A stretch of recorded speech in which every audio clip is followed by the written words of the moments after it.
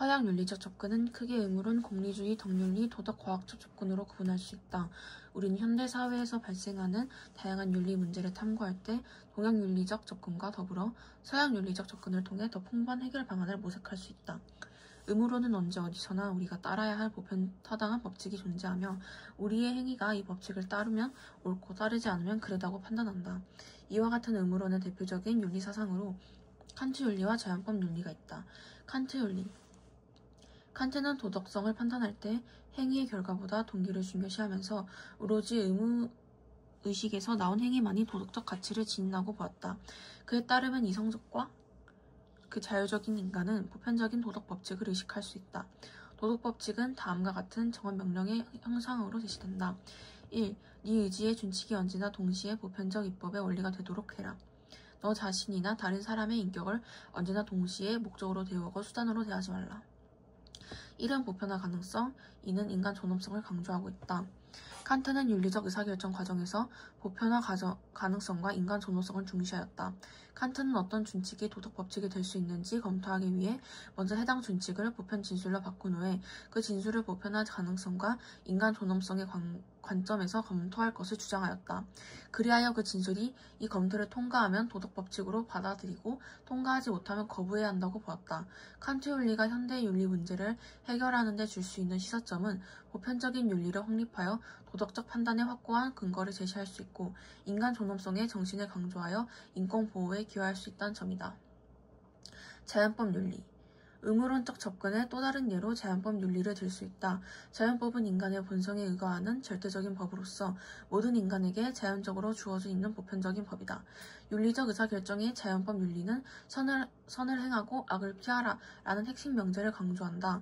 자연법 윤리에 따르면 자연의 질서를 따르는 행위는 옳지만 그것을 어기는 행위는 그르다. 이처럼 자연법 윤리의 의사결정 과정에서는 어떤 행위가 자연의 질서에 부합하는지 아니면 어긋나는지를 검토한다. 그렇다면 자연의 질서는 무엇일까? 이와 관련하여 아퀴나스는 인간이 본성적으로 지니는 자연적 성향으로 자기보존, 종족보존, 신과 사회에 대한 진리 파악을 제시하였다. 생물학적 존재로서 자신과 자기 종족을 보존하려는 성향과 이성적 존재로서 진리를 파악하려는 성향은 인간이 본성적으로 가지는 자연적 성향이라는 점이다.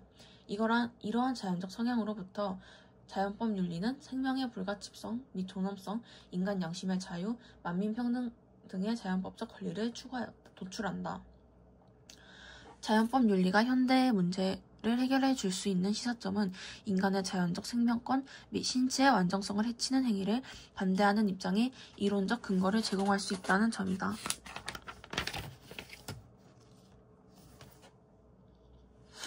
공리주의는 행동을 평가할 때 그 행동이 결과적으로 얼마나 많은 쾌락과 행복을 창출하는 데는지 주목한다. 대표적인 공리주의자인 벤담은 쾌락을 선출하고 고통을 피하는 결과를 낳는 행위가 선이라고 보았다. 그는 사회가 개인의 집합체이므로 개인의 행복과 사회 전체의 행복은 연결되어 있으며 더 많은 사람이 행복을 누리는 것이 좋은 일이라고 보고 최대 다수의 최대 행복이라는 도덕 원리를 제시하였다. 또한 그는 모든 쾌락은 질적으로 같으며 양적인 차이만 있다고 가정하고 쾌락에 계산할 수 있다고 보았다. 이와 달리 밀은 쾌락의 양뿐만 아니라 질의 차이도 고려해야 한다고 보았다. 그는 낮은 수준의 쾌락과 높은 수준의 쾌락을 모두 경험하고 그 질적 차이를 평가할 수 있는 사람만이 어떤 쾌락이 질적으로 우월한지 판단할 수 있다고 주장하였다.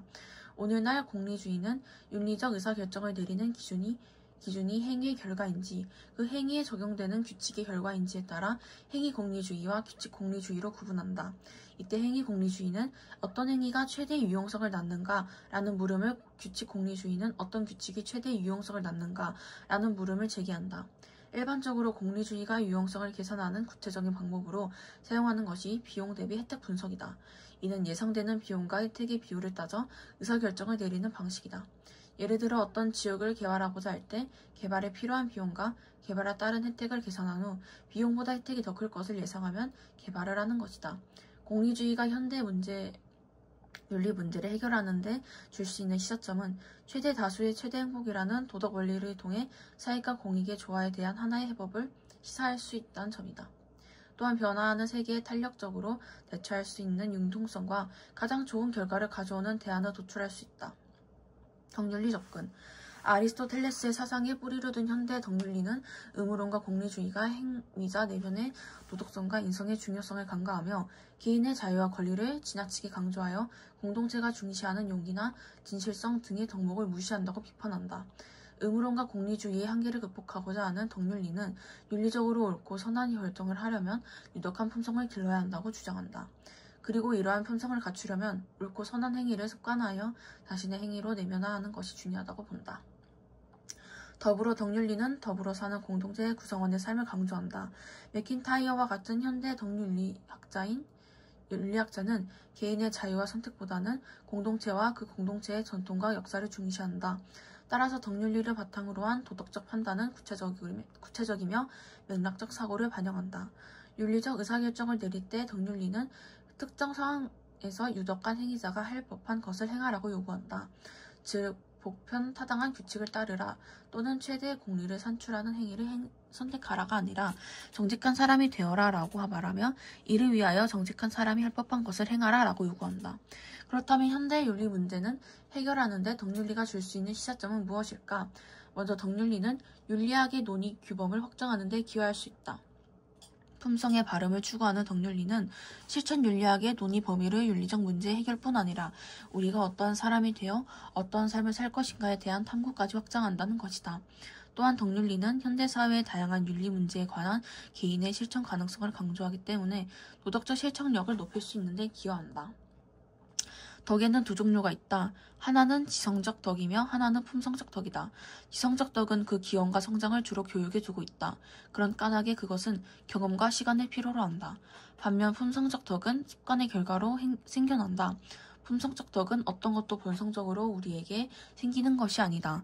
본성적으로 생기는 것이라면 본성과 다르게는 습관을 들일 수 없기 때문이다. 품성적 덕을 획득하게 되는 것은 먼저 실천함으로써 이루어진다. 우리는 정의로운 일을 행함으로써 정의로운 사람이 되고 절제 있는 일을 행함으로써 절제 있는 사람이 되며 용감한 일을 행함으로써 용감한 사람이 되는 것이다. 아리스토텔레스는 지성적 덕은 주로 교육을 통해 길러지며 품성적 덕은 습관을 통해 길러진다고 보았다. 그는 유덕한 행위를 지속적으로 실천하여 습관함으로써 품성적 덕을 형성할 수 있고 그 결과 우리는 유덕한 품성을 갖춘 인간이 될 수 있다고 본다.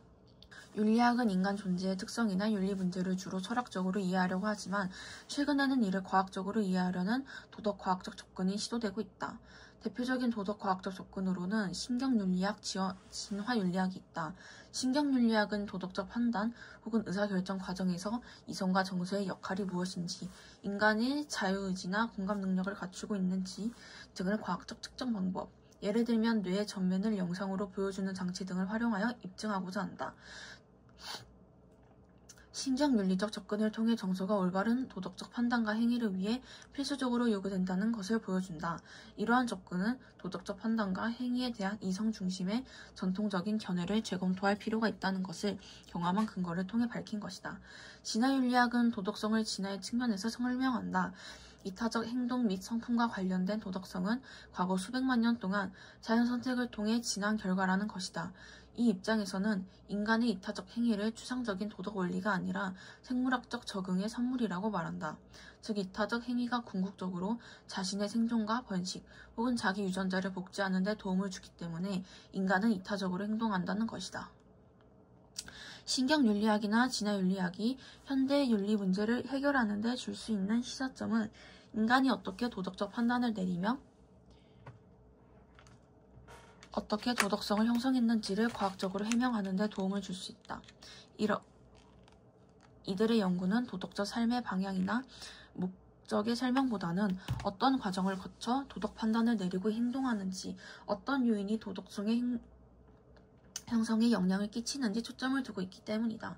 따라서 우리는 인간 존재의 특성을 이해하거나 오늘날 당면한 윤리 문제를 해결하고자 할 때 정통적인 윤리 이론을 바탕으로 하되 도덕과학적 연구의 성과를 지혜롭게 활용할 필요가 있다.